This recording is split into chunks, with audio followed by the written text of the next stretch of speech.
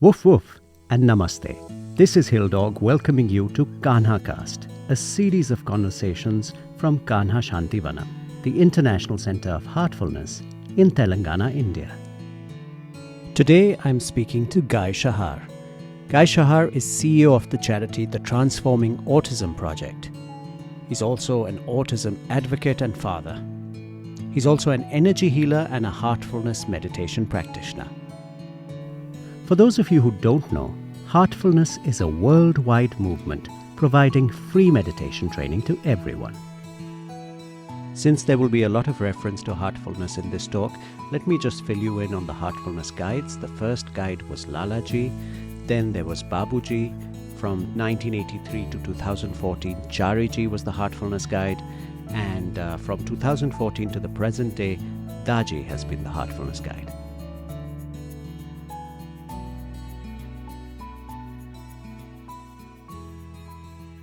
I was introduced to you by another friend, Claire Gormley, and she suggested I watch a video, a TED Talk that you had given some time back, and in which you spoke about autism, I think, and a different understanding, a different approach to autism.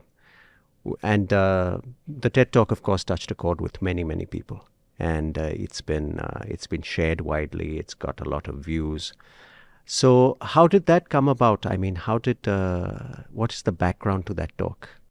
Gosh, the background to the talk.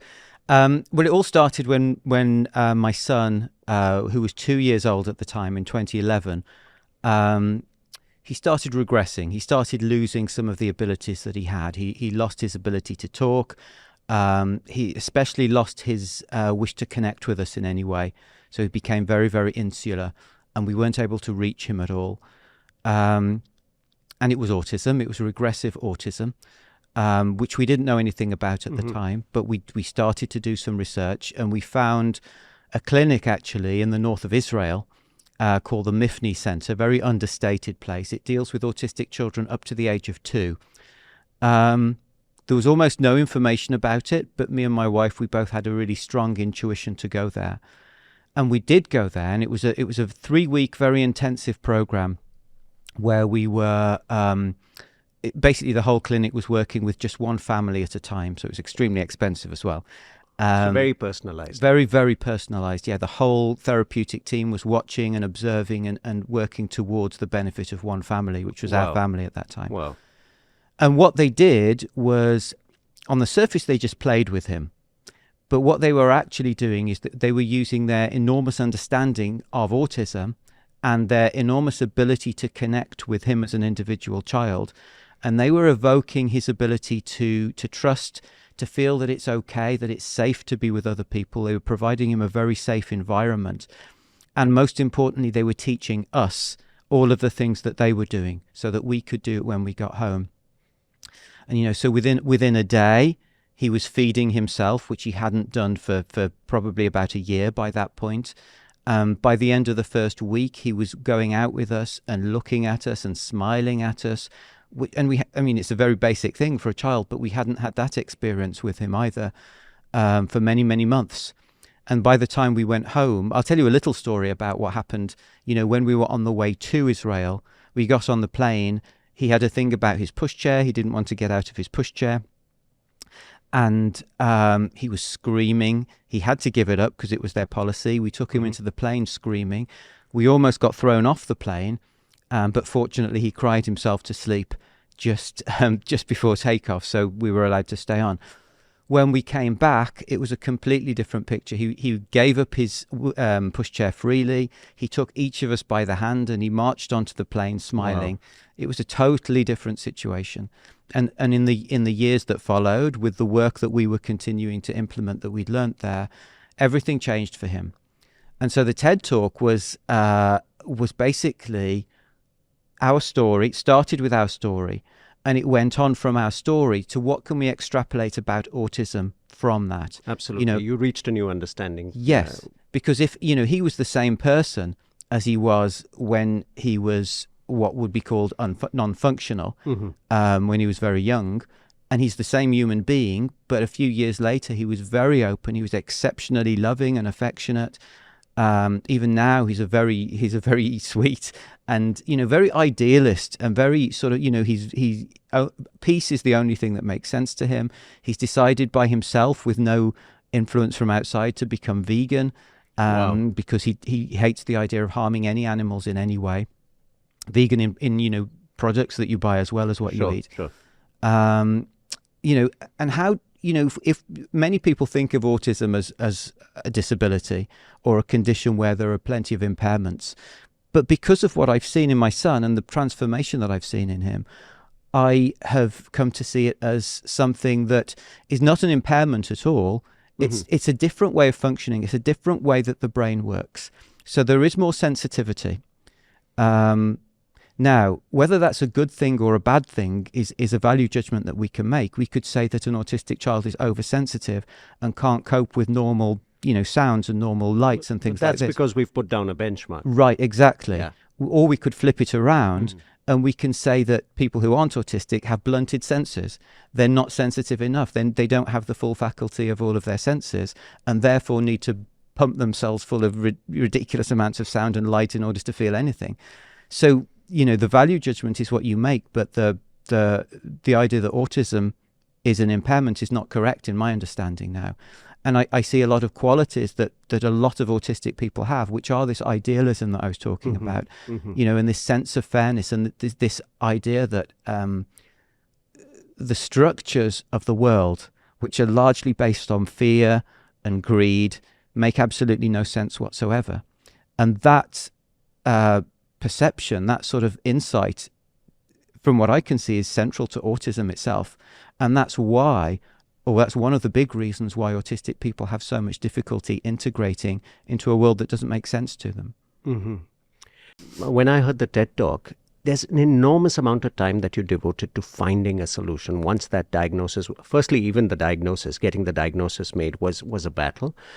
Getting the doctors to screen and give him a diagnosis was a problem. But then once the diagnosis is there, you are looking for solutions. Now, most people, it's like it's difficult to find just that amount of time, in our busy lives. And also, as you said, it's a very expensive thing. You also have to, earn a living. How did you manage that balance in that time? Well, for us, I think the priorities just had to change. It was almost like we didn't have a choice. We could see that our son needed help. We were his parents. And so our choice was to carry on living as if there was no problem. If we did this, we would lose all of his formative years, all of any chance we would have to make a difference during these formative years. Or we could say, look, let's really look at what's important here.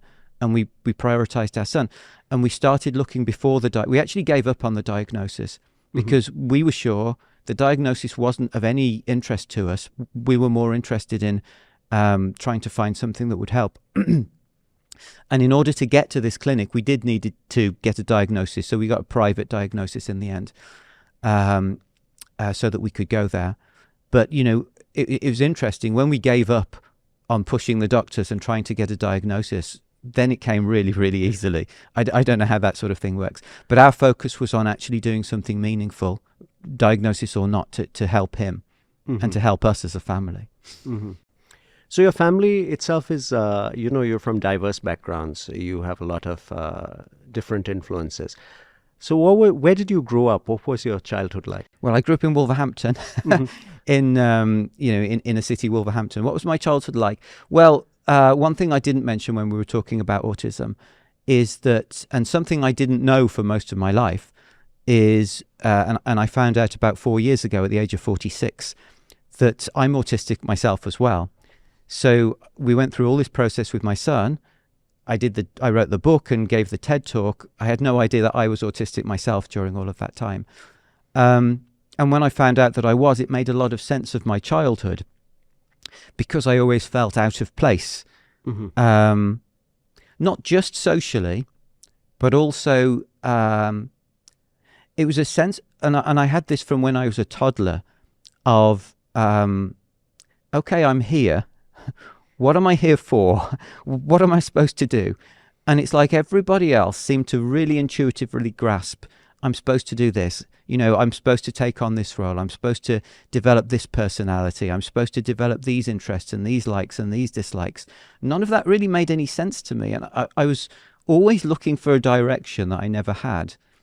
I think that's what was the most different thing about my childhood. And of course, that spilled into the social side as well. And I was never very successful in terms of friendships or relationships, because what can often happen with autism is that people are misunderstood, because one of the differences might be the way that we communicate. Sure. And maybe the tone of voice that we use.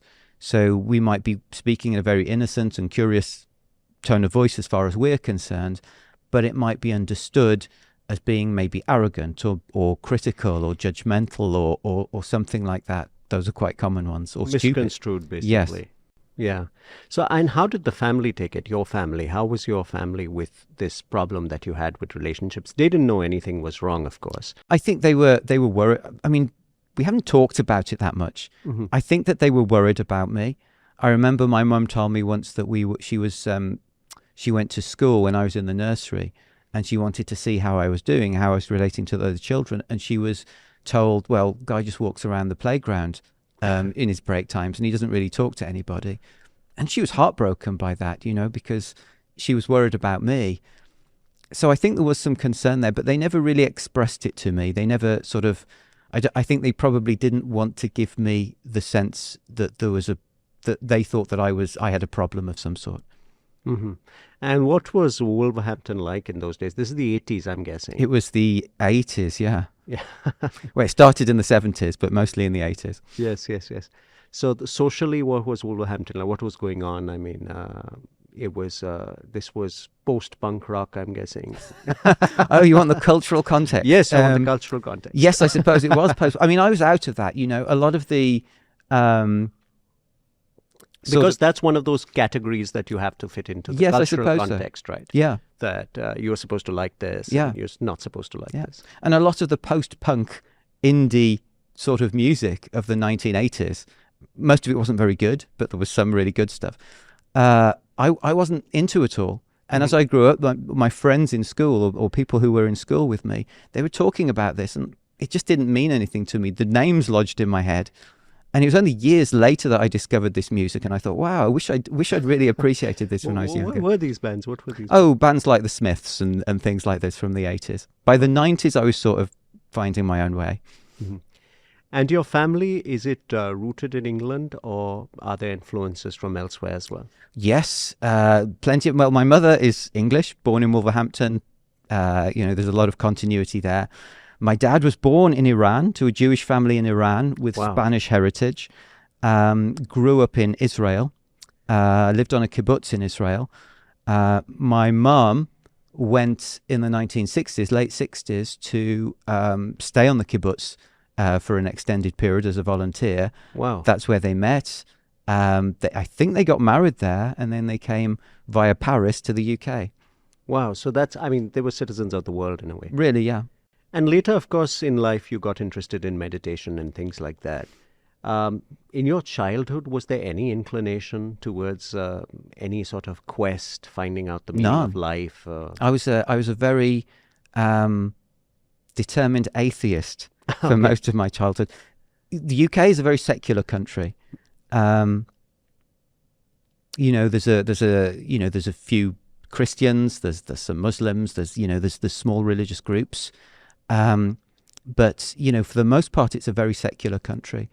And I was also very rational. I still am in a lot of ways. But in the sense, and what seemed to me to be rational at the time would be to say, well, there's no evidence.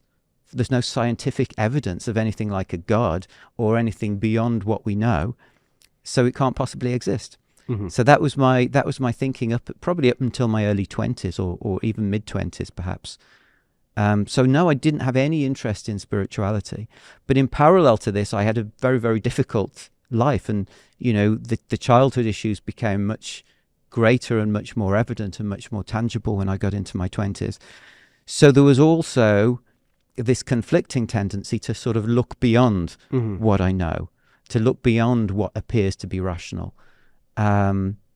And so there was, the beginnings of interest in meditation, probably in my mid-20s. But when I did come across Heartfulness at 27, it was a huge leap of faith. And I didn't really know what I was doing, but I was open to whatever it was. And in the very first, in the very first sitting that I had, because we get 3 introductory sittings at the beginning, I had the weirdest sensation I'd ever had in my life, which was, it sounds very strange. It was as if there were 2 pieces of wet paper or tissue paper being pulled apart, and that was going right down my back. But it was very beautiful as well as sounding very strange. And it was just something that there were no words for, because I'd never experienced anything like that before. And that was my first sitting, and then I had the other 2. And I found that we have a daily practice after that. We do our meditation in the morning and a process in the evening called cleaning. And I found that I did this without fail every day. And if you'd asked me at the time, why are you doing this practice? Why are you sitting and just closing your eyes and doing this weird stuff on your own? Is it giving you any tangible benefits? I wouldn't have been able to think of any. If you'd asked me, why are you doing it? I wouldn't have had an answer. But there was something in me that kept doing it. And I think until my son was born, after 10 years, I didn't miss a day of meditation. Wow. Except when I was ill or doing a long haul flight. Wow. But there was something that really kept me in it. So you got your first sitting at 27. You got into what led up to that? I mean, you met someone who did it. Yeah, there was a friend of mine at university actually, who's now living here in Ghana itself, and she'd actually found Heartfulness when we were at university. Okay. And she was talking to me about it a lot, and I was listening with a lot of interest and going backwards and forwards between, that sounds really interesting, maybe I'll try it one day, to, oh no, I don't think it's for me, I don't like all this God stuff. Yeah. The pros and cons. And I was doing this it took about 1.5 years, and eventually she moved up to Edinburgh. She invited me to Edinburgh, so I went to stay with her for a weekend. And she tells me, we talked about this recently actually, she told me that she didn't engineer this at all, but the whole time we ended up being with people who practice Heartfulness, going to the ashram, the main UK ashram at the time was there, and just being around it for the whole time, and meeting a lot of interesting people. It was good in a way because I sort of met people and heard perspectives that I wouldn't otherwise have heard. And when I went back down to Manchester in the north of England, where I was living at the time, there was a preceptor, a trainer nearby, it's a half an hour walk. So I went to him 7 o'clock in the morning, 3 days in a row, which was a big stretch for me, and got my sittings. And then you said you did the practice, the daily practice, which includes meditation and evening, this process of getting rid of patterns and impressions called cleaning. You did the practice. You didn't know why you were doing it. You obviously there was something keeping you going with the practice. When did you also research about what Heartfulness, the larger movement, and the guides, the Heartfulness guides over the years? When did that sort of start to play a part in your life? Yeah, for the first couple of years, that wasn't interesting at all to me. The idea of a master just seemed ridiculous. It just, the fact that I was doing this in the first place was a big jump. to sort of jump to the idea of a master at that time would have been unthinkable. So I actually wasn't interested in it. And people were saying, oh, are you going to this seminar? Are you going to visit India? And I was like, no, I'm not. I'm just happy doing this by myself. It was after a couple of years, I just felt, I don't know, I'll put it into words, but there weren't really any words. It wasn't a mental thing. It was like, I've been doing this for a while. Let's find out a bit more. And I went to a New Year seminar in Denmark, in the Vrad's ashram, which is the main European ashram, which was a really beautiful place. And there was just something special about the atmosphere of being there. So in my 3rd year of Heartfulness, I started to then think about the bigger picture. and about this place in India, which was then in Chennai, in Madipakkam. And I just had this vaguest idea of, maybe one day I could go there. And it's by the end of the third year, I'd actually booked my ticket and I went there. And yes, that was a very big change for me. So what was that first trip like down at Madipakkam? I went there with, again, without much of an agenda. I didn't really know why I was going. Just curiosity, just to see how it was. And there was this guy who we called Master, who we call Chariji now, who he was giving the group meditations on a Sunday morning. And I got there, I think, on a Sunday morning, so I walked straight in.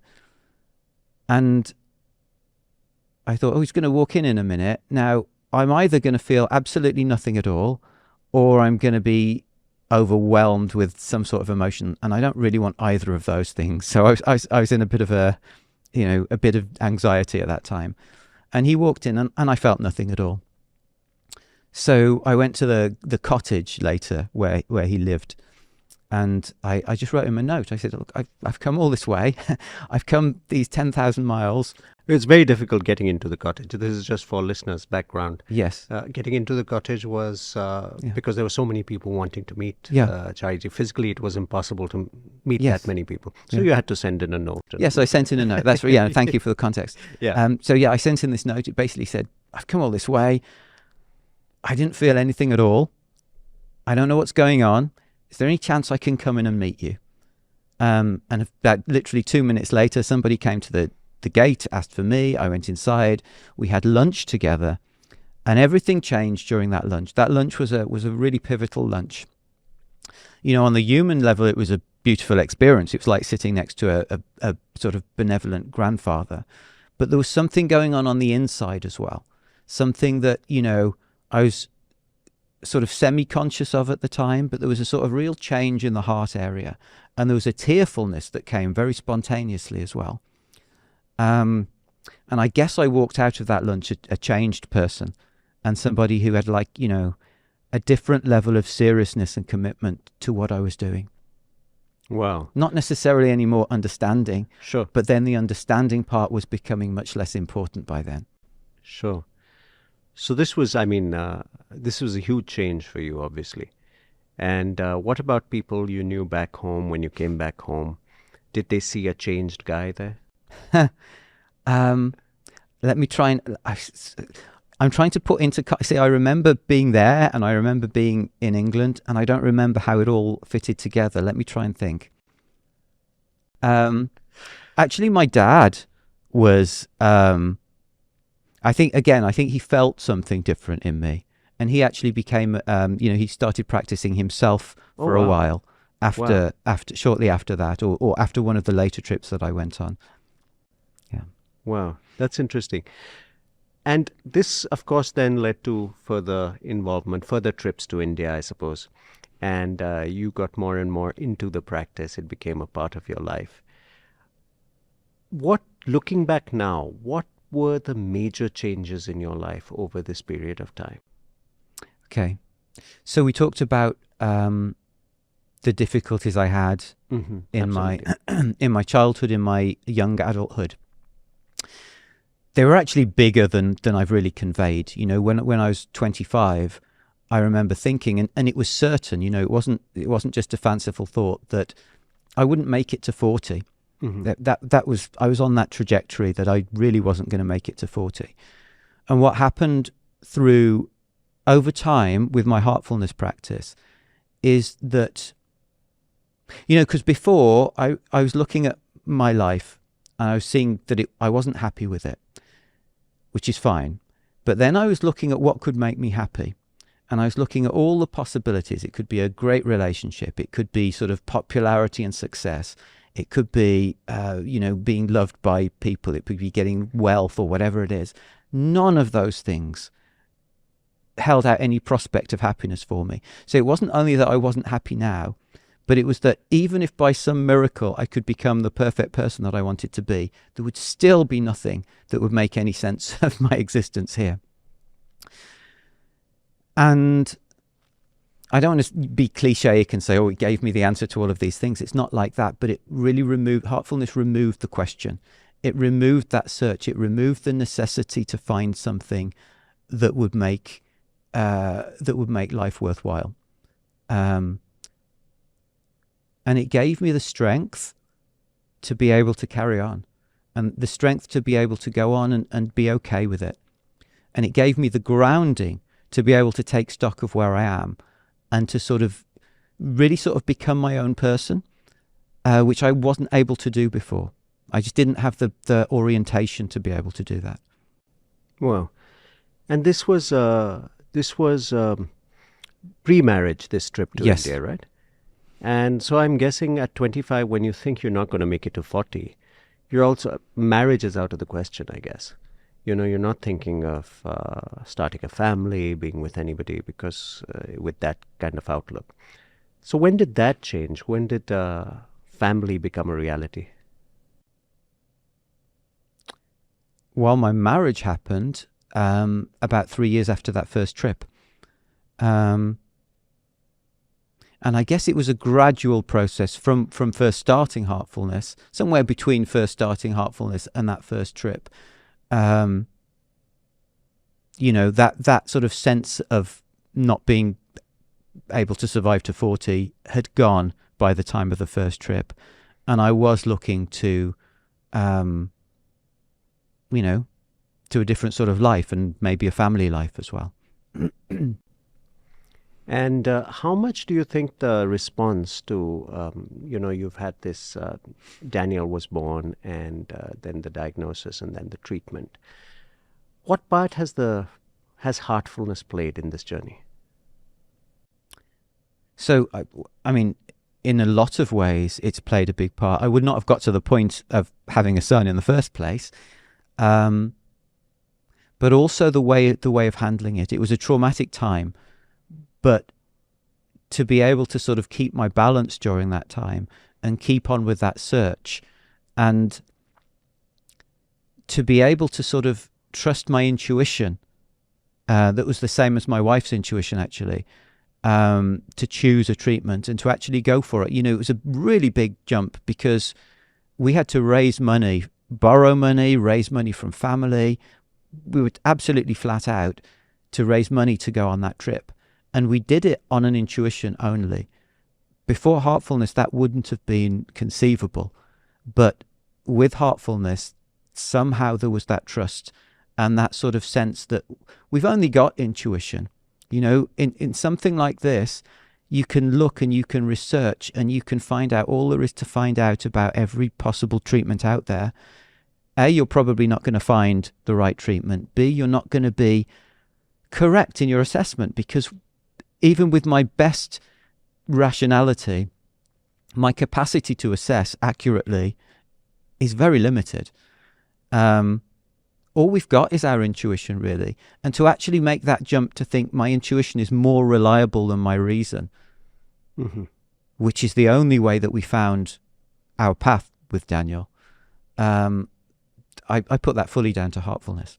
Wow. Yeah, that is a big leap, to trust your intuition more than your reason, because we are trained, actually, all through school life and all through our young life, to trust our reason more than anything else. We're taught that that's all there is, where really it's the other way around. But to say that to someone who hasn't gone through that process sounds ridiculous. And one thing that I was curious about is that, a lot of these difficult situations that come up, a lot of challenges that come up, really put stress on a young couple.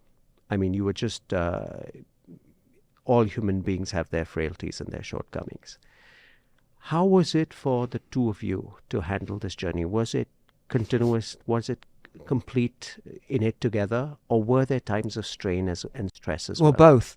I think, of course, there were times of stress and strain. It was, even after we'd been to Israel and we came back, it was an extremely demanding lifestyle, because the tools that we'd learnt in Israel, we had to put them into effect, which meant hours and hours a day of really quite intense work with our son for a number of years after we came back. So, of course, that puts a huge strain. But at the same time, in terms of our underlying purpose, we were really united right from the moment we decided, well, even from the moment that we understood something wasn't right with Daniel, we were united in how we went about things. We were united, it turned out, on what our intuition was about what we should do about it. And we were united in our sense of purpose in implementing what we had to do when we came back. So I think there were both strands.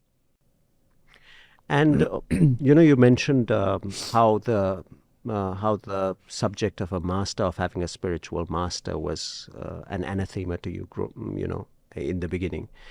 But over time, you developed this relationship with Chariji. I mean, you visited him and you visited India. How did that develop? How did your concept of a master change? Or what is it? What do you feel the master is now, really, a spiritual master? It's a really, really difficult question because I really don't have words for it. It's really hard to explain.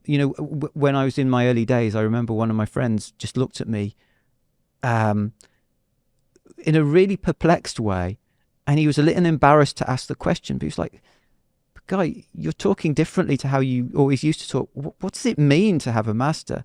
And I couldn't answer the question because it's a relationship that is on the inside, and there really aren't any words to describe it, although I don't have any words to describe it. But, the master who I started with, Chariji, he wrote a really beautiful book called My Master, which describes his relationship with his master in a really beautiful way. So, I'd point people to that book rather than listening to me. Also, over time, you got into healing. You got into, using emotional stresses, emotional energy, just releasing those stresses and healing that. How did that journey start? That started much later. That started just a few years ago after my first visit here to Kana, to this place in Hyderabad. Actually, just before that, I trained in Heartfulness polarity, which is a sort of healing technique that that's provided through Heartfulness. And then I came here a couple of months after that. And again, I don't know what happened, but it set me on a trajectory where I discovered energy healing and I used it for myself, first of all. And then I had a strange experience during one session where I heard my own voice in my head saying, "You could do this." And I was thinking, no, I don't think I could. And I almost ignored it, but I listened. And I sort of tried it out, and I sort of did a bit of research, and I sort of trained myself in it. And I found that it was working. I found that it sort of made some differences to me. I found that when I used it on other people, their pains disappeared.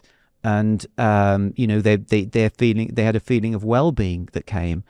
So I thought, maybe I can do this after all. And I went through the certifications of a couple of things, and I started my business in that way. But even now, it's like when I'm with a client, pain is a really good example because that's something that often really gets resolved just within a few minutes.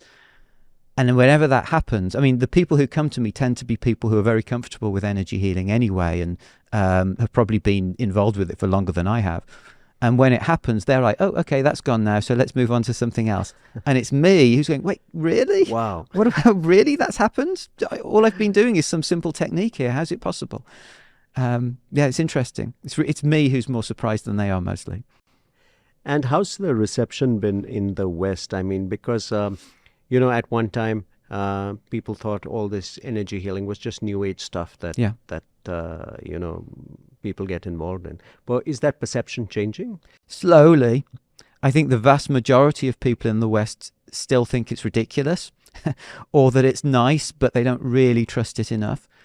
Plus, I find that more of my clients come from the US than the UK, where I'm from. And I think the reason for that is that in the US, people have to pay for their own healthcare. Mm-hmm. So if they're not happy with their doctor, they go somewhere else. They look for alternatives. They try different things, and they're more open to things that might work. Whereas in the UK, because the doctors are free, people go to the doctor may not do anything good for them. They may be very unhappy with their doctor, but then they'll say, well, at least it's free, so we'll keep going to him. And, there's a different attitude towards paying for medical care or health care. Mm-hmm. So the patients you typically treat are what kind of ailments do they have? Ailments could be anything. So physical pain is always a big one. Mm-hmm. Mental health is a big one as well. People feeling anxiety, depression, or just feeling like, that sense of well-being isn't there as much as they would like it to be. So that's quite a common one. Sometimes families, quite often individuals and families come just to keep, as a sort of tune-up, just to stay in good health as a sort of more of a preventative thing and to deal with any minor things that come along. But it could be pretty much any, unless there's a sort of real physical, it's not going to heal a broken arm or something like that. Mm-hmm. It's not where there's a sort of really big, manifest structural issue with the body. It's probably not going to help very much. But anything else, it really can. Wow. So how do you explain it to people? To people who are skeptical about it. How do you explain what's happening? I've been really, and I'm not trying to duck your question, yeah, but I've been really fortunate. I think probably my website scares away anybody who's a skeptic.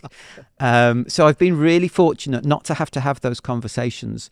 And there's probably a limited extent to which I would want to have them anyway. Sure. Because energy healing is very subtle. And it's the attitude of the client that's just as important as my attitude. So if somebody was coming in with this feeling, do you know what, I don't think this is going to work. I'll do it because my mum said I should do it, or because, I've been pressured to do it, or because I've been, but I don't really believe it. It's probably not going to work for that person. So I'm quite happy to sort of to scare off people who are not yet at a point where they're ready to go for it. I've made some explainer videos as well, not to deal with objections or anything like that, but to just give the basics, just give the essence. And it's quite superficial because really, honestly, I or any other energy healer we can't explain how it works because we don't know how it works. We don't understand how it works. It's like I discovered that when I do certain things, there are certain results most of the time. That's as much as I know. And it's almost as if, this is another, we've been talking about reason and rationality, and that's come up a few times. This is where rationality takes a back seat. But in another sense, it doesn't. In another sense, it's a very rational choice to think like this. Because is it rational to ignore the evidence of what's actually happening and what I'm seeing because I want to have an explanation in words that I could explain to a scientist? I don't think that's particularly rational. I think it's much more rational to say, this is working. This is working consistently for me. No, I don't have controlled studies that I've conducted to prove it. I don't have any sort of abstract or peer-reviewed papers, but I've got the evidence of myself and the evidence of my clients to convince me that this works, and that's enough for me. Absolutely. That's a great way to look at it, actually, because it is in that sense empirical. Yeah. That there is this empirical proof of it working. And this was 3 years ago, this journey started, about after a polarity session in Kanha Shantivanam. So how was the time of COVID for you in that time? Because that must have started, and it was pretty bad in the UK. The NHS was overwhelmed, and there was a lot of suffering around. So how did you guys as a family navigate that? Well, from a business point of view, it was perfect because I work remotely. All the work that I do is remote. And during COVID, remote became normal. Yes. So that was good. As a family, well, I think like a lot of families, we started off really well. We went for walks every day, which we'd never done before. We were allowed one walk a day. That was the prescribed allowance. And we took it, and we went for a couple of hours walking in nature every day. We spent time together. As time went on, we lost it. We got back into sort of, busy routines and things like that. But at the beginning, we made good use of lockdown, and it suited us quite well, I think. The idea. A few years earlier, I'd had a health breakdown after years of doing a corporate job as a project manager and a solution manager, the worst sort of work that I could have done. And it sort of drove me to sort of complete health breakdown. So the idea of working from home and working with people all over the world, and people who were actually very interesting people and very open to what I was doing in terms of the healing, was really good for me. Wow. And how's it been with Heartfulness, your practice, your association with Kanha Shantivanam? How has it changed since your time in Madipakkam? How do you see the whole spread of Heartfulness? It's much bigger now in a global sense. In many of the European countries, like in the UK, it feels a lot smaller actually since lockdown, because a lot, we found that excuse me, a lot of people have fallen away since lockdown started, and haven't come back. But certainly being here and in India, it seems like a vastly bigger movement than it used to be. And just if Madipakkam was a small village, this place in Chennai, this place is like a town. It's the beginnings of a sort of proper spiritual town, actually. And the meditation hall is huge. I think it's the biggest one in the world. Is that right? Yeah, it's one of the biggest spaces. Yeah, meditation spaces. So yeah, that sense of expansion is pretty much palpable when you come to Kanha Shantivanam, Really is. and when you've been exposed to Madipakkam before that. But also at this time, you developed that relationship with Chariji, but then Chariji passed away in 2014. Yeah. How was that time for you? Well, it's strange to say good fortune, but I really feel it was to actually be. I was actually in Madipakkam at the time when he passed. So, well, I'll tell you what happened to me. We were in a room there. Somebody came to the room and told us that he'd passed, and we were sort of shocked and speechless. It was a huge shock. And I went out and I walked aimlessly around the ashram, and I decided to go to the meditation hall. And I sat in meditation, and literally after about 30 seconds, I saw his face in the meditation very, very clearly and vividly. But it was, he'd been very old and very ill, and he was suffering a lot. But in the vision, he was very relieved, he was very light. And there weren't any words, but I just had this sense that he was relieved, he was happy, and that, everything was fine. And this was actually a really positive thing. And that really settled everything for me. I don't know how it would have been if I hadn't been there at that time. That was a really powerful experience for me. Mm-hmm. And then the transition to Daaji. What was your first interaction with Daaji, or had you interacted with him before? I had interacted briefly with him before, very briefly. And in fact, we were there with my family. He actually waved at my son and said good morning to my son, the day before Chariji passed. So, it was nice to have had, for my son to have had that connection with him.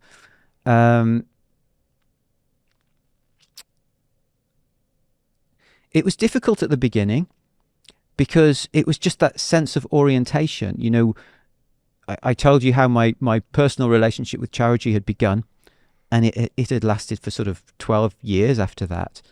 And suddenly there was a new guy, and it was like, well, there was never any question of acceptance. It had been very, very well established that Daaji was going to be the person who took over. So there was never a question of acceptance, but there was a question of building my personal relationship with him.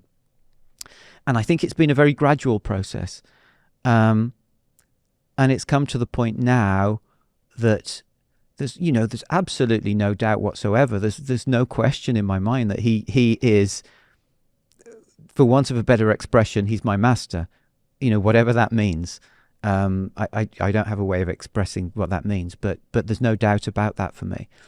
But it was a gradual process, very gradual, probably took at least 3 or 4 years to get to that point. And back home, are you optimistic about the future? Do you see people opening up to more sort of post the entire pandemic, more caring, more sympathetic existence In the UK, you mean? in the UK?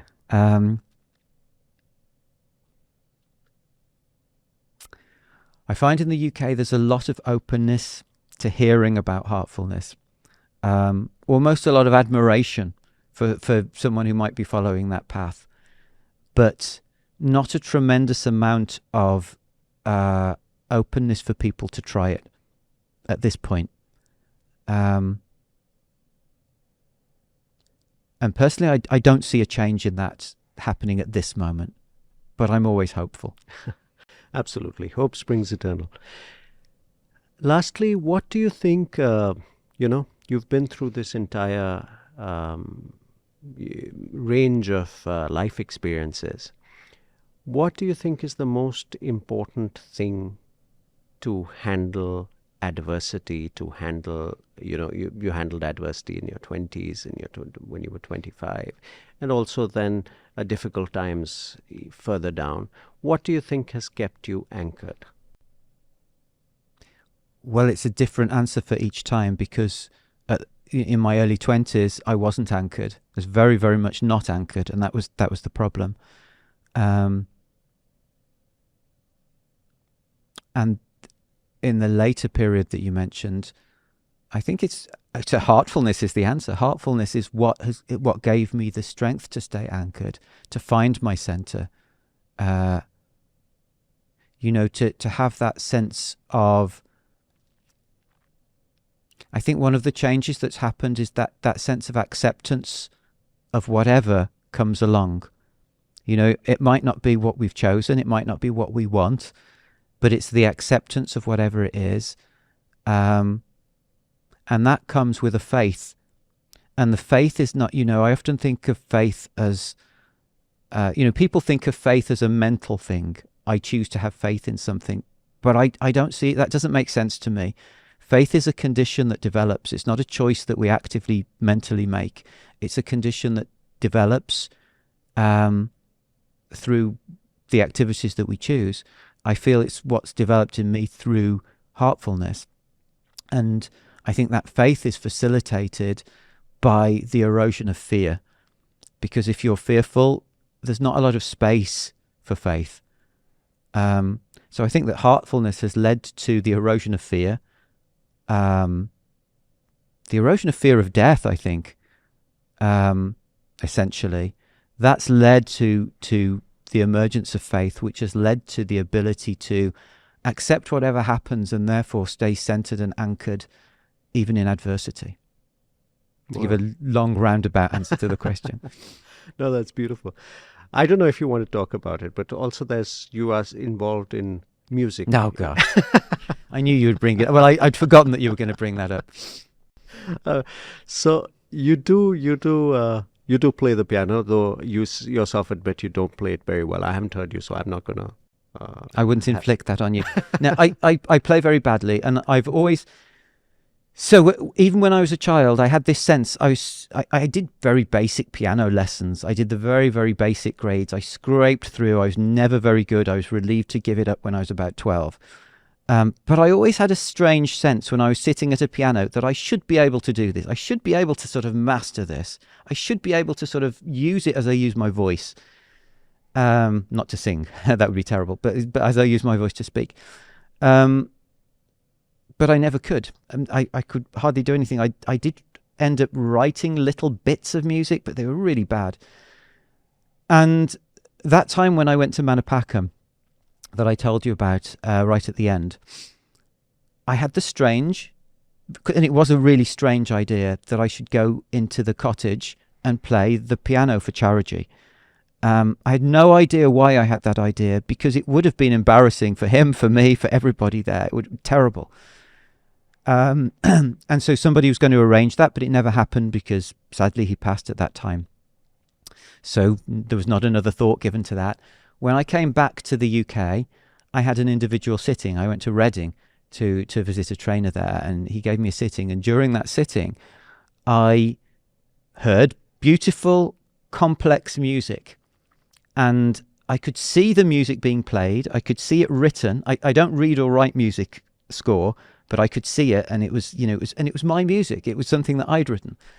And I came round afterwards and I thought, that's a really nice and surreal experience. I wonder where that came from. And shortly after that, I found that whenever I sat at a keyboard, stuff started to happen. My fingers started moving in certain directions, and I just started sort of playing around in a way that I never had before. And I started writing music to a level and of a complexity and a beauty, I think, and I would because it's coming from me, but that I couldn't have imagined before. And that's there've been several moments since then where it's had a step change. It's gone up in quality. So that's how it happened. But I can't read or write music. I don't know any music theory apart from the very, very basics. And if I don't keep playing it, I forget it. So I've actually already lost a lot of what I've written. Some of it I've recorded, but that's not enough for me to get it back. Somebody else might be able to, I don't know. So I'd love to meet somebody one day who would actually transcribe this and play it, write it down, and take this burden of playing it off me, because I can't play anything, even that I've written, without messing it up. So who all have heard this music? Most of it nobody's ever heard. Nobody's ever heard? Not even your family? Not even my family. My son has heard some occasional bits. And have you gotten a review from him? That's nice. Which is a great review. Yes. Which is a great review. So, but I'm sure someday the world will hear it. Let's see. But it's been wonderful chatting with you guys. You too. And it's been really nice you sharing your story. And I'm sure people will find a lot of inspiration in what you've shared with us. Thank you so much, and wish you all the best. And where can people find you? What is the website? Okay, a couple of websites. My charity, my autism charity, is called Transforming Autism. So it's transformingautism.org. Mm-hmm. And my healing business is heartfulhealing.co.uk. And the book is called? The book is called Transforming Autism. It's available on Amazon. Great. Thank you so much, Guy. That was wonderful. And thank you. Thank you for taking time out and sitting with us. Enjoyed it. Thanks so much. Thank you so much for tuning in to KanhaCast. I hope you enjoyed this conversation. To listen to more such conversations, do subscribe to KanhaCast on YouTube, or you can also find us on Spotify on the KanhaCast channel. That is KanhaCast. Short excerpts from these conversations are also on Instagram. Once again, thank you for listening. This is Hill Dog signing off. Namaste and woof woof.